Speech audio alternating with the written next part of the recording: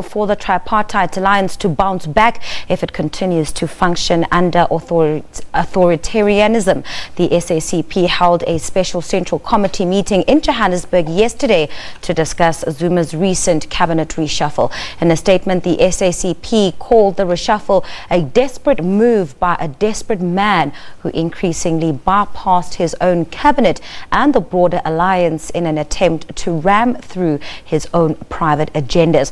While for more on the outcomes of the SACP meeting, we're now joined in studio by the spokesperson, Mashilo. Very good afternoon to you and welcome to PM News this afternoon. Good afternoon to you and to the viewers at home. Now, there's been quite a few meetings following the President's announcement on Tuesday of a reshuffle.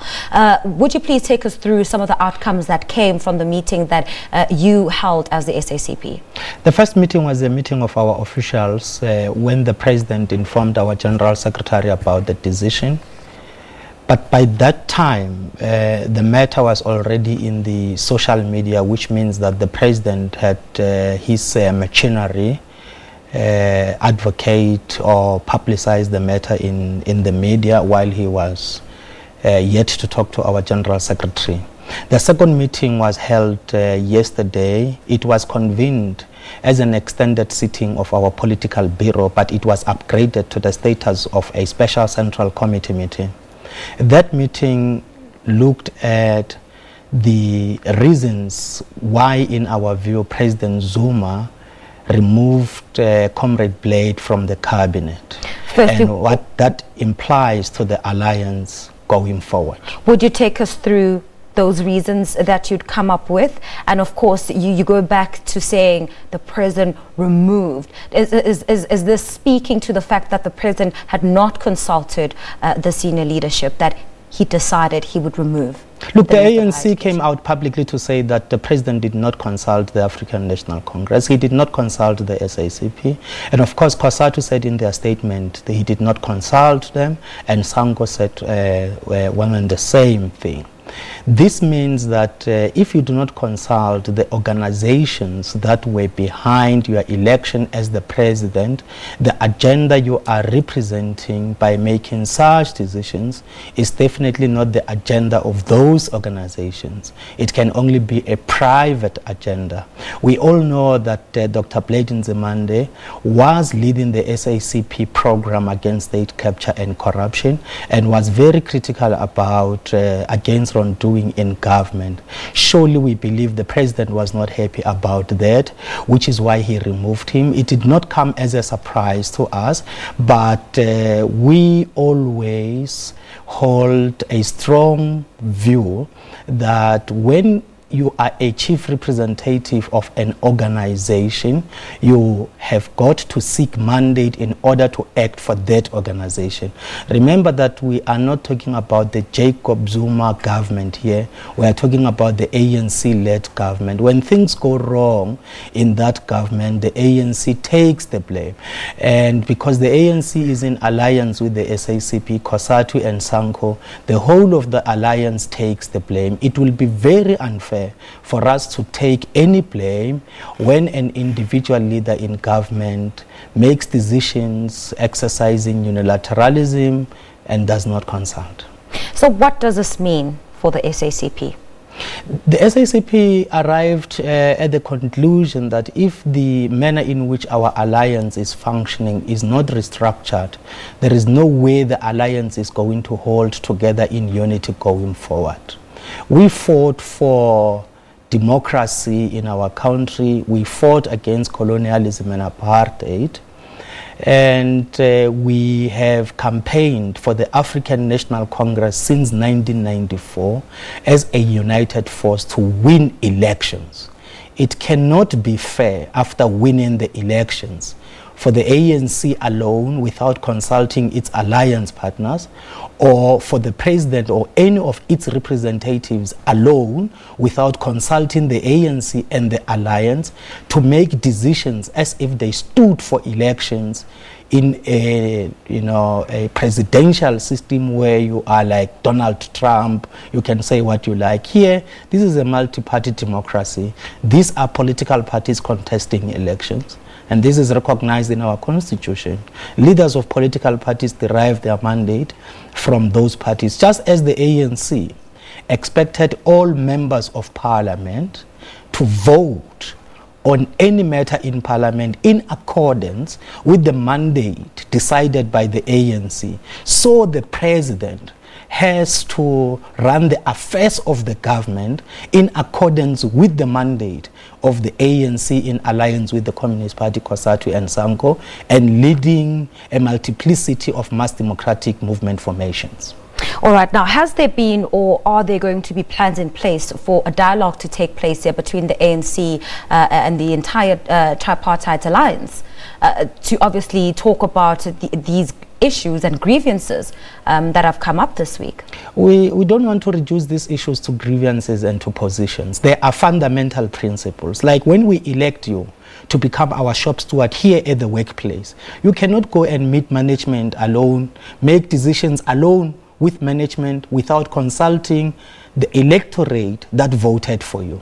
The president did not stand for elections. The ANC stood for elections. He is the chief representative of the ANC in government. It is only proper that when he makes major decisions, he consults with the ANC. And the ANC understands that it is not a leader only of its members, but also of our alliance comprising of the SACP, COSATU and SANCO. So will there be plans to engage the president? Now, the first step going forward is that on Thursday, we have an Alliance Political Council meeting. That will be the first meeting since the SACP decided that President Jacob Zuma must resign, which we believe is one of the reasons why President Zuma removed Dr. Nzimande from the cabinet. Those issues will have to be discussed. The SACP will be presenting its reasons why, in its considered view, President Zuma must save the Republic of South Africa and its people by resigning. And of course, there are other issues that will be dealt with at that meeting. Following the meeting of the Alliance Political Council on Thursday, on Friday, the SACP will convene another Central Committee meeting. We ourselves are consulting step by step to ensure that whatever decision we take in this cause is informed by the collective wisdom of the party and is in the best interest of the South African people. Has the move by the president to axe Dr. Nzimande further fueled I don't know, the conversation rather, or the plans for the SACP to want to contest elections independently in the future? That is a principled decision. It is a decision independent of an individual. That decision was taken in July at our 14th National Congress, where we said if our alliance does not reconfigure to function according to the principles of democratic, consensus-seeking consultation, we will have no reason to justify why this alliance is relevant. We will therefore have to reconfigure it via the ballot. This is one of the issues that our leadership will be discussing at the political council. You cannot be a purposeless alliance. You must be an alliance because you have come together in a unity of purpose. And a unity of purpose must be guided by collective leadership. Collective leadership requires consultation in directing the course of the struggle, handling its challenges, advancing to have our people access its opportunities to develop, to transform, and finally build the non-racial, non-sexist, prosperous South Africa in which prosperity is shared and doesn't belong to the family of the Guptas, the friends of the president. Now, you were here when I was speaking to the spokesperson of the ANC in Gauteng, who spoke about the ANC wanting to go ahead to the December elective conference, a united front. You being a part of the tripartite alliance and observing the leadership, do you think that the ANC can be a united front going into the conference, or what do you make of the current leadership and what we will see at the conference in December? I am allowing you to speculate. It's very difficult. We all know that the ANC under the leadership of President Jacob Zuma is facing very serious challenges: divisions, disunity, factionalism, state capture, widespread corruption. The president is conducting the affairs of the state outside the principles of collective leadership, doesn't even consult his own organizations. If those things continue, there is no way the ANC will become a united force going to its national conference. However, as the SACP, we really, really wish that the ANC unites and unites behind a common problem. And that unity must root out corruption across all levels, must make sure that the people who are elected are there to serve the people wholeheartedly. They are not there for tenders. They must not be there for appointments. They must not be there for deployments. They must be there for the South African people. Unless the ANC mends its ways to become an organization representing the aspirations and seem to be working very hard to deliver on those aspirations of our people, it is going to continue to face challenges. I think Ngenge Kakana was very right, but in politics what we do, we look at what people say and compare it with what they really are and do in practice, because that matters most. In an African language, we say "Mintoro ya bolabol." Oh, all right. Alex Mashilo, thank you very much for your time. That's where we'll have to leave it. The spokesperson of the SACP briefly giving us an update as to what transpired at the two meetings that took place this week, and of course what we can expect when they do meet again. I think he said on a Thursday and on a Friday. All right, we're going to take a quick break, but when we come back, we'll have more of your news. And the deputy